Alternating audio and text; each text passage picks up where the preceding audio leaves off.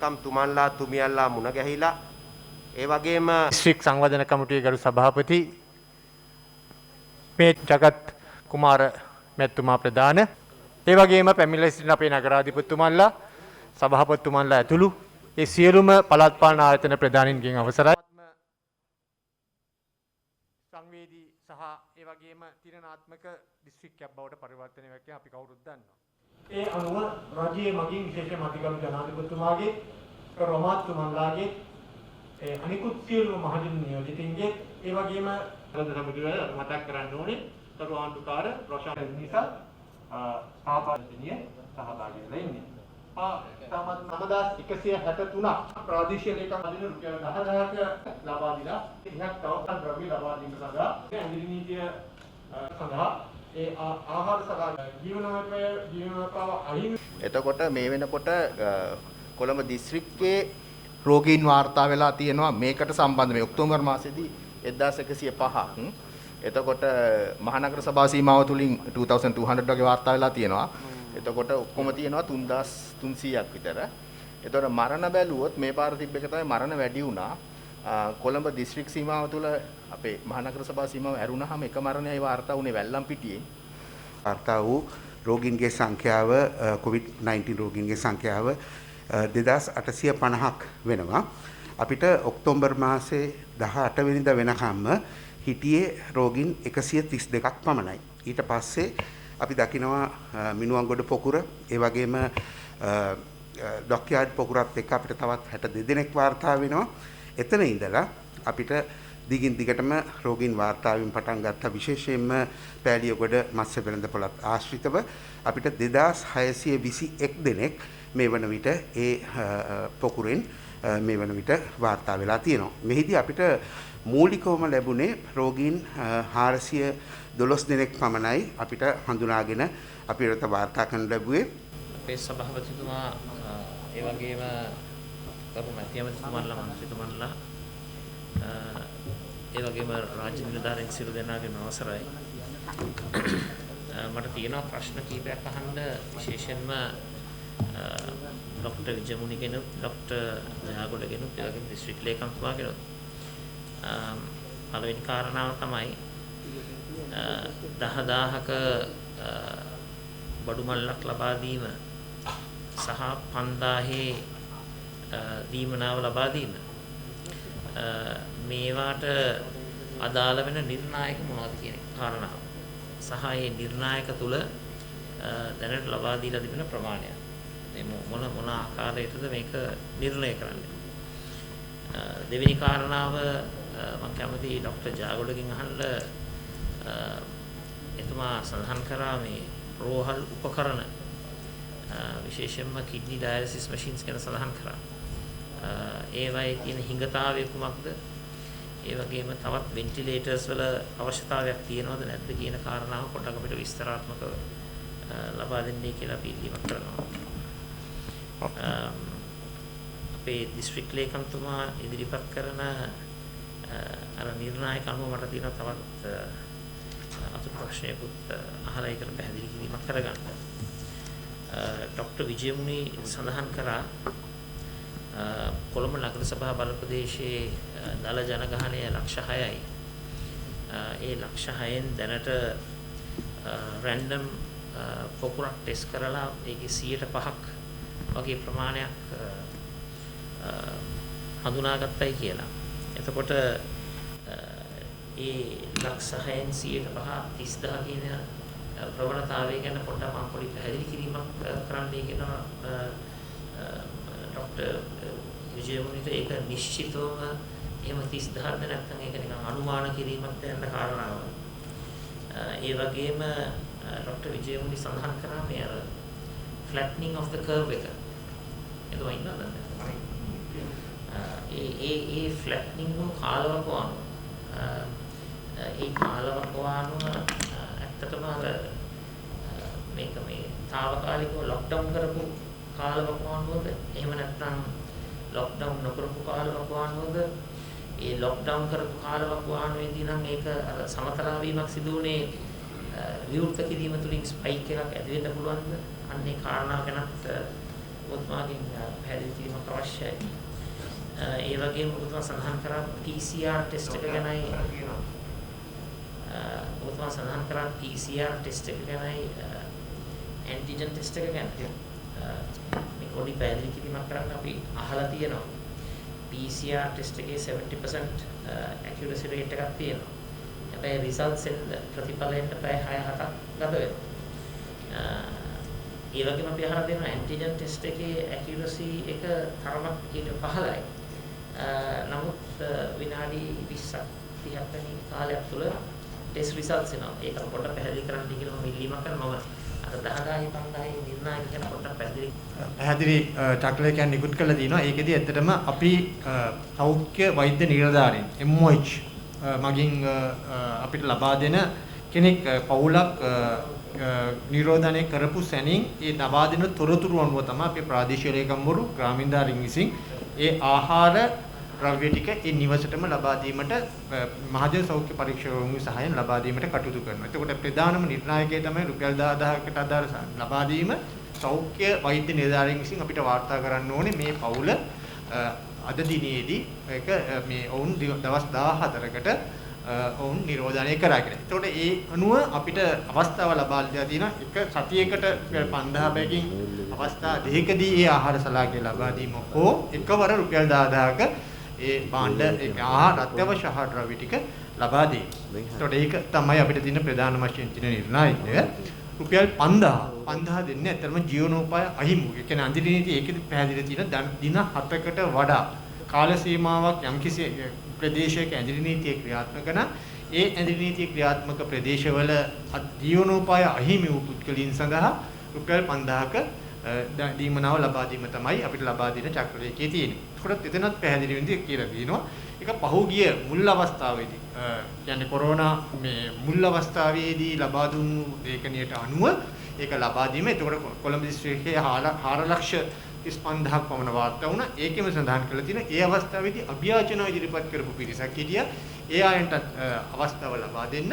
ඊට අමතරව අපිට උපදෙස් දීලා තියෙනවා මේ අලුතෙන් ග්‍රාමීය කමිටු මගින් තව කවුරු හරි මේ අවස්ථාවේදී හඳුනා ගන්නව නම් තමන්ගේ සත්‍ය වශයෙන්ම ජීවනෝපාය අහිමි වෙලා කියලා මේ නීතිය සහ කොරෝනා වසංගත තත්ත්වෙනස ඒ අයටත් ග්‍රාමීය කමිටුවේ අනුමැතිය නිර්දේශය මත ප්‍රාදේශීය ලේකම්වරුන්ට බලය දීලා තිනවා ඒ අනුමැතිය අනුව ලබා දීමට. මොක තමයි තියෙන විපක්ෂ නායකතුමනි නිර්ණායක.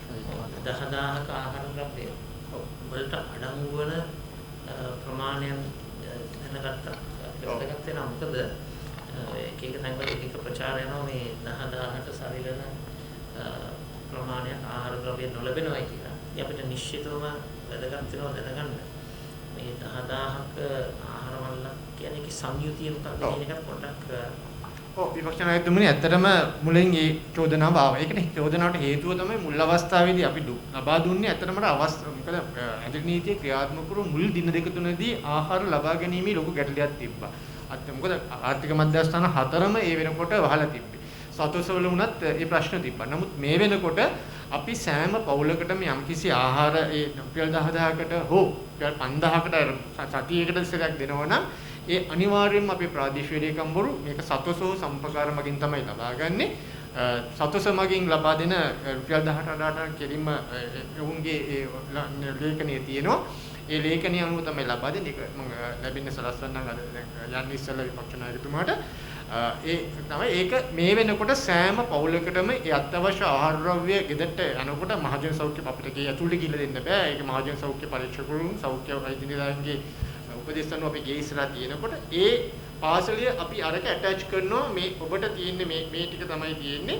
ඒතර අපි උදාහරණයක් වශයෙන් ගත්තොත් හාල් කිලෝ 25 නම් 25 හාල් කිලෝ එක රුපියල් 94යි නම් ඒ 94න් වැඩි කරලා මෙන්න ප්‍රමාණය කියලා දාලා තියෙනවා. ඒ අනුව දාදා හැදිලා තියෙන්නේ කොහොමද කියන එකට පැහැදිලි ලේඛනයක් අපි මේ සඳහන් කරලා තිනවා. ඒක තව ස්වල්ප මොහොතකින් මම ලැබීමට සලස්වනවා. ඊළඟ කාරණා තමයි අර 5000 ලබා දීමේදී. ඔව්. ඔබතුමා සඳහන් කරා ගියවර අභියාචනා කරපු කණ්ඩායම. ඒ වගේම අභියාචනා ඉදිරිපත් කරපු අය සහ ග්‍රාමීය කමිටුවේ යෝජනා වෙලා නම් මෙන්න මේ කාරණා පිළිබඳව නමුත් මම අවධානය කරන්න කැමති සමස්තයක් හැටියට දිස්ත්‍රික්කයේ ඔය ඩේලි වේජ් කණ්ඩායම. ඒ වගේම ස්වයං රැකියා කරන කණ්ඩායම. කුලී වැඩ කරන කණ්ඩායම. ඒ වගේම ත්‍රිරෝධ රගුදිය දුර නැතුව ඔය කණ්ඩායමක් තියෙනවා.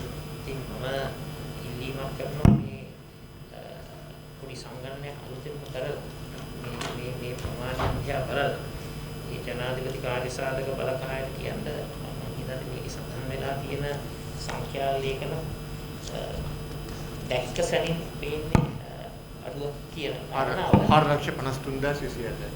දැන් මේ 4,53,000ම 50 දෙනවා. අනිවාර්යයෙන්ම දෙනවා. ඊට අමතරව තව 13,313ක් හඳුනගෙන තියෙනවා. 10,000 හම්බෙන්නේ නැහැ විපස්සනා. හරි. ඒතර 4,53,000 ඔය ඩේලි වේජ් ස්වයං රැකියා කුලී වැඩේ ඔක්කොම අපිට මේ නායකතුමනි මේ බාබර් සලූන් එකක් කරපුවකින් ඒගොල්ලොත් ඇතුළට. මේ ඔක්කොම ග්‍රාමීය කමිටුවේ නිර්දේශ අනුව තමයි මේ 4 ලක්ෂ ඊට අමතරව 13,313 හඳුන මීටත් අමතරව ඒ චක්‍රලේකින් අපිට උපදෙස් දීලා තියෙනවා මේ අවස්ථාවේ තව කවුරු හරි අඳුර ගන්නවා නම් ග්‍රාමීය කමිටුව ඒ තනත් අවස්ථාව ලබා දෙන්න කියලා දැන් ඒ කියන්නේ මේ දෙවෙනි රැල්ලත් එක්කම අනිවාර්යයෙන්. එහෙම වුණොත් තව කෙනෙක් තවත් ඒ කෙනත් ඇතුළත් කරා ගැනීමට ප්‍රාදේශීය කමුන්ට බලය දෙනවා. කොළඹ ජනගහනය 6 ලක්ෂයයි. ඔව්. එතකොට මොහොල්ලා රැන්ඩම් චෙක් එකක් කරලා කියන්නේ මේ හදිසි පරීක්ෂාවක් කරලා 105ක වගේ ප්‍රමාණයක් ආවා. ඒකෙන් ඔබතුමා ප්‍රමාණ කරනවා කියන 30000 මණින් කොට ආපහු පැහැදිලි කරන්න පුළුවන්. ඔව් ඒකයි. දැන් අපි ගත්තොත් අපි සාම්පල් 400ක් අහමු ලෙස කරනු ලැබුවා. එයින් 19 දෙනෙක් පොසිටිව් වුණා. කියන්නේ 105ට පොඩ්ඩක් අඩුයි. 105ක් දල වශයෙන්. එතකොට ඒක අපි මුළු ජනගහනයේ නිශ්චිත ජනගහනය කොළඹ නගරය තුළ ජීවත් වෙන ජනගහනයට අපි කෙලින්ම ආදේශ කරොත් 30000ක් වෙනවා. නමුත් දැන් ඒකම අපි දකිනවා මේ 30000 ඒකට වෛරස් එකක් එක්ක ඔබම ඔබ සැරිසරනවා වෙන්නට පුළුවන්. එතකොට පරීක්ෂණ වලින් අපි කරන ලද පරීක්ෂණ මට අපිට 437ක් තමයි හම්බ වුණේ. මේ මත්ස්‍ය වෙළඳපොළ ආශ්‍රිතව අපි එයින් තවත් හොයාගත්ත එක්කෙනෙකුට 4 දිනක් PCR පරීක්ෂණ කළා. එතකොට එතනිනු අපිට හිතා ගන්න පුළුවන් එක පුද්ගලයෙක්ගෙන් 4 දිනක් අපි හොයාගත්තා. එතකොට තවත් අවම වශයෙන් තව 3-4 දිනක් හෝ 5 දිනක් අපිට මග හැරෙන්නට පුළුවන්. එතකොට ඒ ප්‍රමාණය 2000 පහක් ගත්තොත් අපි හිතනවා 6000ක් 10000ක් අතර ප්‍රමාණයක් අනිවාර්යයෙන්ම මේ සමාජය තුළ ඉන්නවා. ඒගොල්ලෝ දන්නෙත් නෑ වෛරස් එක ඒගොල්ලන්ට වැළඳිලා කියලා. ඒගොල්ලන්ට වෛරස් එක ඇතුල් වෙලා කියලා. ඒගොල්ලෝ මේ වෛරස් එක පතුරවමින් අපි අතරේ ඉන්නව වෙන්න පුළුවන්. ඒක තමයි මේ රෝගයේ ස්වභාවය. එතකොට අපි අර 30000 ගත්තොත් ඒ 30000 අපි දන්නවා 80%ක් රෝග ලක්ෂණ නැහැ.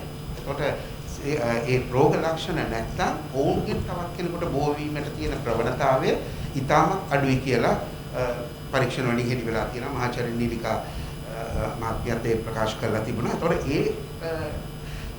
ඒනයි ගත්තත් අපිට තේරෙනවා සාමාන්‍ය 6000ක් 10000ක් අතර ප්‍රමාණයක් නිශ්චිතව අපිට ඇස්තමේන්තු කරන්න පුළුවන් මේ සමාජයේ කොහොමද සල්පද ඒ අන්තරාය තියෙන බව සිත්ී දරාගෙන තමයි අපිට අනිවාර්යයෙන්ම එදිනදා රාජකාරී කටයුතු කරන්නට ඕනේ වෙන්නේ. එහෙම හිතපු නැති හින්දා නැති වුණොත් අනිවාර්යයෙන්ම රෝගීන්ගේ සංඛ්‍යාව ඉහළ යන්නට පුළුවන්. ඒ වගේම ප්‍රශ්නයක් මම අහුවා ෆ්ලැටනින් එක අපි දකින්නේ මේ මේක විශේෂයෙන්ම අර ලොක්ඩවුන් මේ කියන්නේ කර්ෆියු එක නිරෝධන ඇදිරි නීතිය සහ ලොක්ඩවුන් කරලා තියෙන කාල සීමාවේදී කරන ලද පරීක්ෂණ වලින් තමයි මේ PCR පරීක්ෂණ වලින් තමයි ඒ පැටර්න් එක අපි දැක්කේ. එහි යම් ඉහළ යම් ප්‍රමාණයක් වැඩි වෙන්න පුළුවන්. මොකද මම අර කිව්වා වගේ සංචරණයක් වැඩි වෙනකොට එය පැතිර යාමේ ප්‍රශ්නයක් නැහැ කියලා මට කියන්නට බෑ. එතකොට ඒ නිසා නමුත් අපිට වෛරසය මග අරින්න පුළුවන්. වෛරසය මග ඇරීම අත්‍යවශ්‍ය වෙනවා. කියන්නේ මූණට හම් වෙනකොට වෛරසය තියෙන කෙනෙක් ඒක මග හැරීම සඳහා අපි මේ කියන සෞඛ්‍ය පුරුදු ටික කරගත්තොත් අපිට ඒක මග අරින්නට පුළුවන්. ඊළඟට ඔබතුමා අහපු PCR සහ ඇන්ටිජන් ප්‍රශ්නේ ගත්තොත් ඇත්තටම ලෝකයේ දැනට විද්‍යාඥයන්ට නිපදවන්න පුළුවන් වෙලා තියෙන හොඳම ටෙස්ට් එක තමයි මේ COVID-19 වෛරසය හොයාගන්න PCR පරීක්ෂණය. ඒතකොට මේ PCR පරීක්ෂණය ඔබතුමා කිව්වා වගේ හරියටම පැය 8ක් විතර යනවා ඒකක රිසල්ට්ස් ගන්න. නමුත් මේ පරීක්ෂණය තමයි අපි කියන්නේ gold standard test එක කියලා. gold standard test එක මේක තමයි හොඳම ටෙස්ට් එක අපිට තියෙන. ඒතකොට එහි නිර්වද්‍යතාවය විපක්ෂ නායකතුමනි ඔබතුමා දන්නවා 70%ක් විතරයි. ඒ කියන්නේ අපි හොඳටම දන්න මෙන්න වෛරස් එක තියෙනවා කියලා දන්න 100 දෙනෙක් අරගෙන මේ 100 දෙනාට PCR පරීක්ෂණය සිදු කළොත් එයින් 30 දෙනෙකුට අපි ඒකට කියනවා false negative. බොරුවට negative වෙනවා 130 දෙනෙක්. එතකොට true positives ලා ඇත්තටම වෛරස් එක තියෙනවා ටෙස්ට් එකක් positive කියලා සාක්ෂාත් වෙනවා ඒ 70%ක් පමණයි. එතකොට අර 130 මගහැරීමේ අන්තරාය කොහොමද තියෙනවා. ඊළඟට මම මේ ඇන්ටිජන් ටෙස්ට් එක ඇත්තටම දැන් අපි වෛරස් එක ටෙස්ට් කරන එකත් එක් විදියක ඇන්ටිජන් ටෙස්ට් එකක්. කියන්නේ ඇන්ටිජන් කියන්නේ අපි එකට කියන්නේ ප්‍රතිජනකයක්. ඒ කියන්නේ ඇඟට ඇතුල් වෙන වෛරස් එකට අපි කියනවා ප්‍රතිජනකය කියලා. ඒකට විරුද්ධව ඇඟේ ඇති වෙන එකට අපි කියනවා ප්‍රතිදේහය කියලා. එහෙම නැත්නම් ඇන්ටිබොඩි බොඩිස් හැදෙනවා අපේ ඇඟේ ඇන්ටිබොඩිස්. ඇන්ටිජන් එකට විරුද්ධව හැදෙන ඇන්ටිබොඩිස්. සිංහලෙන් කියනවා නම් ප්‍රතිජනකයට විරුද්ධ ප්‍රතිදේහ ජනනය කරන්න පුළුවන් ප්‍රතිජනකය කියනවා. ඒක වෛරස් එකක් බැක්ටීරියාවක් වෙන්න පුළුවන්. මෙතනදී COVID-19. එතකොට මෙන්න මේ ඇන්ටිජන් ටෙස්ට් එකේදී අපි එහි නිර්වද්‍යතාවය ප්‍රශ්නයක්මනේ අපි අර 170 විනුත් 150ක් 60ක් අතර ප්‍රමාණයක් තමයි අර 170 වෙනවා. එතකොට පොදුවේ ගත්තල අපිට 150ක 60ක වගේ උපරිම ඒ කියන්නේ බුද්ධටම ලෙඩේ කියන අය කියන්නේ වෛරස් ලෙඩේ නෙමෙයි වෛරස් එක ඇතුළේ වෙච්ච අය 100ක් ගත්තොත් අපිට 50ක් 60ක් තමයි ඒකෙන් වෙන් කරගන්න පුළුවන්. නමුත් මෙහි තියෙන වැදගත් දේ තමයි මේ ඇන්ටිජන් ටෙස්ට් එකෙන් අපිට පෙරලා ගන්න පුළුවන්. ඒකට අපි කියන ස්ක්‍රීනින් ටෙස්ට් එකක් කියලා. අපි අර තේ පෙරනකොට දාන්නේ මේ තේ කොළ දැම්මම කොළ ටික ඉතුරුලා වගේ. මේක ස්ක්‍රීනින් ටෙස්ට් එකක්. එතකොට මේ ස්ක්‍රීනින් ටෙස්ට් එකෙන් පොසිටිව් වෙන අයව අනිවාර්යයෙන්ම PCR පරීක්ෂණයකට භාජනය කිරීම සිදු කරනු ලබනවා. ඒක තමයි ගෝල්ඩ් ස්ටෑන්ඩඩ් ටෙස්ට් එක. හරියටම සාක්ෂාත් කරගන්න මේ අයට තියෙනවා. ඒතකොට මේ ස්ක්‍රීනින් ටෙස්ට් එකේ තියෙන සුවිශේෂී තත්ත්වය තමයි දැනට තියෙන විදියට අඩු CT values තියෙන. ඒ කියන්නේ වෛරස් එක වැඩියෙන්ම ෂෙඩ් කරන පිටට වැඩියෙන්ම පරිසරයට මුදා හරින CT values 14 ඉඳලා 28 දක්වා මේ අයව මේකෙන් අපිට පෙරලා අයින් කරගන්න පුළුවන්. ඒකට අනිත් අය නෙගටිව් හැටියට ආවත් ලොකු ප්‍රශ්නයක් නැහැ කියලා තමයි කියන්නේ. මොකද ඒ අයගෙන් අනිත් අයට බෝ වීමේ ප්‍රවණතාවය ගොඩක්ම අඩුයි. හැබැයි ඇන්ටිජන් ටෙස්ට් එකෙන් ප්‍රතිඵල විනාඩි 20න් ලැබුණට ඔව් දල වශයෙන් 40 to 50% failure එකක් තියෙනවා. 40-50% නෙගටිව් වෙන්න පුළුවන්. false negative. false negative වෙන්න පුළුවන්. false negative වෙන්න පුළුවන්. එහෙම එකකුත් තියෙනවා. අනිත් එක ඒක ගොඩක්ම දැන් ඒක කරන්න වෙන්නේ අපිට මේකදී කියන්නේ ක්ෂේත්‍රයේදී කරන්න වෙන්නේ සෞඛ්‍ය කාර්යාලවලට දැන් අපි දැනට කරන්නේ අපිට සාමාන්‍යයෙන් පරීක්ෂණ කියන්නේ සාම්පල් ලබා ගන්න පුළුවන් එක්කෙනෙකුට සාම්පල් විනාඩියකට සාම්පල් 2ක් 3ක් ගන්න පුළුවන්. නමුත් මෙතනදී අපිට එක්කෙනෙක් එක්ක කාලය ගත කරන්න වෙනවා විනාඩි 10ක් 15ක් මේ ක්ෂේත්‍රයේදී. හැබැයි අපිට මේ වෙලාවෙම එයා පොසිටිව්ද නෙගටිව්ද කියලා හොයාගැනීම. ඉතින් මේ pros and cons තියෙනවා. ඒක ප්‍රායෝගිකව කරලා බලන්න ඕනේ කොහොමද කියලා දැනට. Okay, last question එක. මේ COVID-19 එකට ප්‍රධාන වශයෙන් ලබා දෙන මෙඩිසින්ස් වර්ගය මොකක්ද? මෙඩිසින්ස් වර්ග මෙඩිසින්ස් මොනවද? ඒ වගේම දැන් ඔය සමාජයේ සමාජ ජාලාවල කියවෙනවා ඔය යම් ඔය දැන් ඔය මේ social distancing සහ mask එකට අමතරව hot water consumption steaming යනාදී වශයෙන් ඔය විවිධ මේවා කියනවා. ඒවායේ සත්‍යතාවයක් තියනවද? එහෙම නැත්නම් ඒවා නිකන් මිත්‍යාවන්ද සහ උතුමන්ලා මේ ලෙඩේට භාවිතා කරන මෙඩිසින්ස් වර්ග මොනවද කියන එක අපිට දැනගන්න. ඔව්. දැනට මම දන්න තරමට මේ රෝගයට ප්‍රත්‍යක්ෂ වූ ඇන්ටිවයිරල් මේක වෛරස් එකක් ඉඳලා ඇන්ටිවයිරල් ඩ්‍රග් එකක් අද වෙනකොටත් හොයාගෙන නැහැ. දැන් අපි දන්නවා අපි ගත්තොත් ඒඩ්ස් රෝගයට විරුද්ධව ඇන්ටිවයිරල්ස් අපි හොයාගෙන තියෙනවා. මේ ඒඩ්ස් රෝගෙන් ඉස්සර මිනිසුන් මිය ගියා. නමුත් දැන් මිය යන්නේ නැහැ. ඒගොල්ලන්ට ඒ ජීවිත කාලය පුරාවට ඒ බෙහෙත අරගෙන සාමාන්‍ය ජීවිත කාලය ගත කරලා සාමාන්‍ය විදිහට මිය යෑමේ හැකියාව තියෙනවා.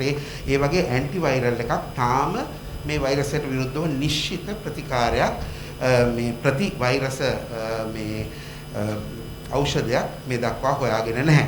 ඉතින් අනිත් ඒවා ඔක්කොම ඒකට ආදේශක වශයෙන් තියෙන දේවල් හැටියට තමයි අපි ඔය අපේ ආයුර්වේදයේ තියෙන නොයෙකුත් බෙහෙත් වර්ග ඒ වගේම ඒව ගන්නට පුළුවන් අපේ ප්‍රතිශක්තිය වැඩි කිරීමේ ව්‍යායාමයක් හැටියට.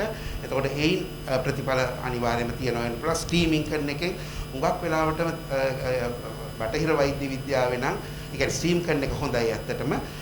එතකොට අපිට සෙම අයින් කර ගන්නට පුළුවන් වෙනවා ඒකත් එක්ක. ඒකම උණු වතුර සහ උණු දේවල් පානය කිරීම තුළින් අර උගුරේ මොකද අපි දන්නවා මේ වෛරස් එක කහිනකොට හරි කිව්වමක් කරනකොට හරි අපේ නාස් කුහරය තුලින් එහෙම නැත්නම් මුඛ කුහරය තුලින් ඇතුල් වෙලා උගුරේ තැම්පත් වෙලා සාමාන්‍යයෙන් දවස් 4ක් විතර යනවා. අපි හිතමු වෛරස් 10000ක් ඇතුල් වුණොත් එකපාරට එක කිව්වමක් එක්ක ඇතුල් වෙච්ච එක සාමාන්‍යයෙන් දවස් 4ක් යනවා.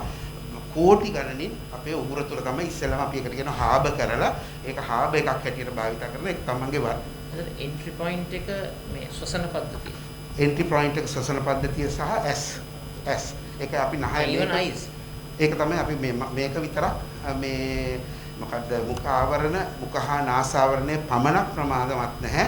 S වලිනුත් අපේ විශේෂයෙන්ම මේ S වල මේ තියෙන ඒ ශ්ලේෂ්මල ස්තර තුලින් ඇතුල් වෙන්නට පුළුවන්. ඒකින්ද හැමතිස්සෙම අඩුම වශයෙන් මේ නිකන් සාමාන්‍ය කණ්ණාඩි දෙකකින් හරි පොඩි හරි ප්‍රොටෙක්ෂන් එකක් හම්බෙයි. හැබැයි ඊට වැඩිය අර ෂීල්ඩ් එකක් පාවිච්චි කරනවා නම් ෆේස් ෂීල්ඩ් එකක් පාවිච්චි කිරීම අත්‍යවශ්‍ය වෙනවා. මොකද නැත්තම් වෙන්නේ අපිට වෙන කෙනෙක් ඇස්සොත් එහෙම වුණොත් අපේ ඒක නළලට කම්බුලට එහෙම වැටිලා දාඩියත් එක්ක ඇස් වලට ඇවිල්ලා සමහර විට එතනින් ආසාදනය වීම වෙන්නට පුළුවන්. අර මම මේ ડોක්ටර් ජාගොඩගෙන් අහම ඉක්විප්මන්ට් වල සඳහන් කිරීමක් කරා කිඩ්නි ඩයලිසිස් මැෂින්ස් ගැන පොඩ්ඩක් ඒක විස්තර කරන්න පුළුවන්.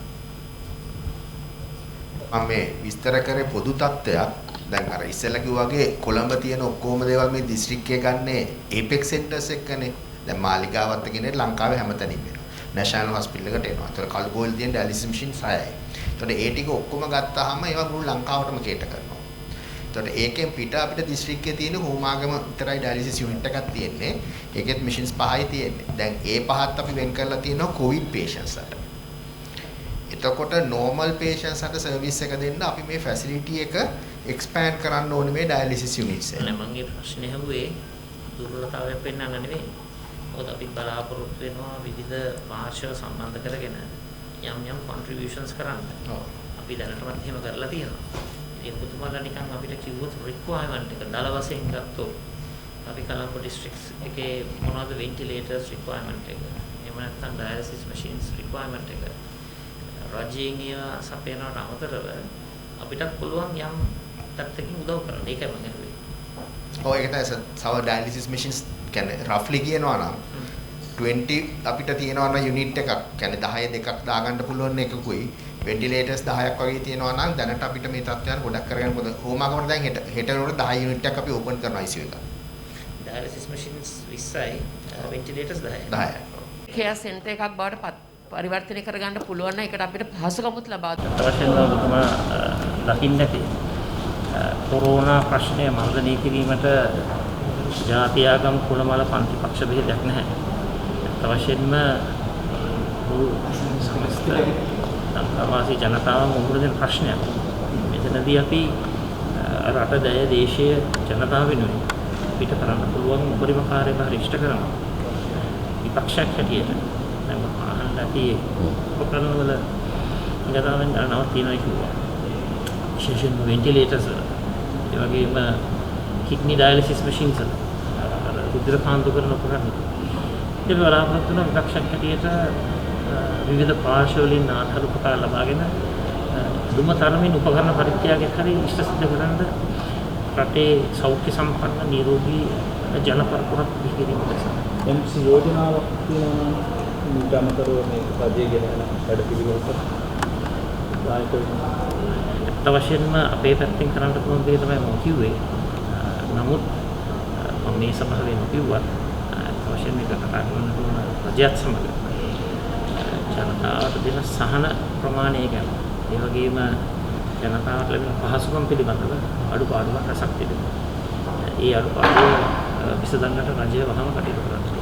WH එක කියලා ජනතාවගේ ආර්ථික ශක්තිමත් කිරීම උදෙසා ජන ජීවිත ශක්තිමත් කිරීම උදෙසා ජීවන මට්ටම ඉහළ නැගීම නිසා ලොකු වැඩ කොටසක් කරන්නට තියෙනවා. ඊට වඩා වැඩි වැඩ කොටසක් රජයට තියෙනවා කරන්න. WHO එක සඳහන් කරලා තියෙන අලුත් එන්නටක් යන.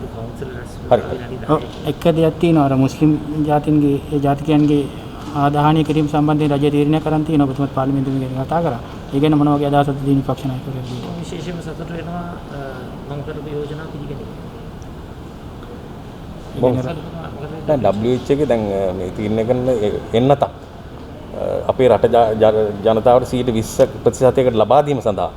එතකොට මේ ගැන ඔබතුමා දකින්නේ කොහොමද මේක දැන් ඉදිරියේදී අපේ බෙහෙතක් එන්නතක් නිර්මාණය වෙනවා නම් ඒක ගැන අපි අත් වශයෙන්ම දැඩි ලෙස සතුටු වෙනවා. හැබැයි ඒව ලබා දීමේදී මේ රටේ සමස්ත ජනතාවට මුලින්ම ලබා දෙන්නට ඕන. ඒ වගේම මේක කියන්න කැමතියි. මේක මම පෙන්වු කරන්නේ කුහකකමකින් ද්වේෂසහගත නෙවෙයි.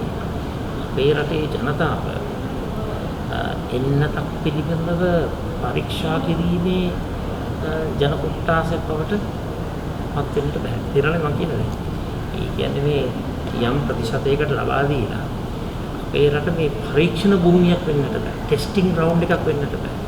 මේ ටෙස්ටිං ටික ඔක්කොම කරලා ඒවයි නිර්ව්‍යාජතාවය නිවැරදි භාවය තහවුරු කරලා මේ රටට එන්නට ඕන බෙහෙතක් හැටියට. ඒක අපේ රටේ ජනතාව පාවිච්චි කරන්නට දෙන්නට බෑ. ඔය විවිධ බහුජාතික සමාගම් වල විවිධ ආයතනවල ටෙස්ටිං ග්‍රවුන්ඩ් එකක් හැටියට ශ්‍රී ලංකාව පාවිච්චි කරනවට අපි තරයෙන් විරුද්ධයි. ඒකට අපි ඉඩ තබන්නේ. ඒක හොඳට අවබෝධ කරගන්න ඕනේ. ඒක වැරදියට වටහා ගන්න එපා. එන්නතක් නිර්මාණය වෙන එක බෙහෙතක් නිර්මාණය එක බොහොම හොඳ දෙයක්. ඒක සාධනීය දෙයක්. ඒක ධනාත්මක දෙයක්. හැබැයි අපේ රට මේ ටෙස්ටිං ග්‍රවුන්ඩ් එකක් වෙන්න බෑ. ඒ කියන්නේ මේ පරීක්ෂණ නිවැරදි බෙහෙතක් සොයා ගැනීමේ පරීක්ෂණ භූමියක්. අපේ රටේ ජනතාව මේ ගිනි පික්ස කණ්ඩායමක් බවට පත් වෙන්නට අපි ඊට තමයි. ඒත් එක්කම කරු විපක්ෂනායකතුමනි රැපිඩ් ටෙස්ට් එක ගැන බොහෝ විට කතා වෙනවා. මේ සම්බන්ධව ඔබතුමා මොන වගේ අදහසකද ඉන්නේ? දැන් ඔය පැහැදිලි කරන්නේ PCR ටෙස්ට් එකේ ඒ වගේම ඇන්ටිජන් ටෙස්ට් එකේ රැපිඩ් ටෙස්ට් එකේ ඒ හොඳ නරක දෙපැත්තක් තියෙනවා. දැන් මෙතන කිව්ව දේ තමයි 70%ක නිවැරදි ප්‍රතිඵල ලැබෙනවා PCR ටෙස්ට් එක. හැබැයි යන කාල වේලාව පැය 8ක් වගේ 6-8ක් අතර ප්‍රමාණයක්. හැබැයි ඇන්ටිජන් ටෙස්ට් එකට යන්නේ විනාඩි 20ක් ඒ වගේ කාලයක් වුණා. හැබැයි ඒකේ නිවැරදිතාවය 50-60ක් අතර ප්‍රමාණයක්. ඔය ක්‍රම දෙකේම අඩුපාඩුවක් හොඳ නරක දෙකම තියෙනවා. ඒක සමබරව තීන්දුව කළා තමයි වෛද්‍ය ශාස්ත්‍රයෙන් මේ වැඩ කටයුතු ක්‍රියාත්මක කරන්නේ. මොකද ඒවා පිළිබඳව විශේෂඥවරුන් වෛද්‍යවරුන් ඒ නිසා විද්‍යාත්මක උපදෙස් මත තමයි මේ සයන්ටිෆික් ඒ වගේම මෙඩිසින ඒ වෛද්‍යමය උපදෙස් මත තමයි අපි සියලු දේ කරන්නේ. ඒකම දේශපාලනඥයන් චෝදනාවක් කෙල්ල වෙනවා. ඔවුන් ඡන්ද ගැනීමට පමණයි පැමිණි. නමුත් මේ ජනතාව අසීර්තාවට පත් වෙ තියෙන අවස්ථාවේදී ඔබතුමා නෙවෙයි බොහෝ දේශපාලනඥයන් ඔවුන්ගේ වගකීම ඉෂ්ට කරන්නේ නැහැ සම්බන්ධව. බොහොම ස්තුතියි මම නොවේ කියලා ඔබතුමාම පිළිගන්න එක ගැන. ඒ චෝදනා සමගි ජන බලවේගයට නම් අදාළ නැහැ. බොහොම ස්තුතියි. හරි.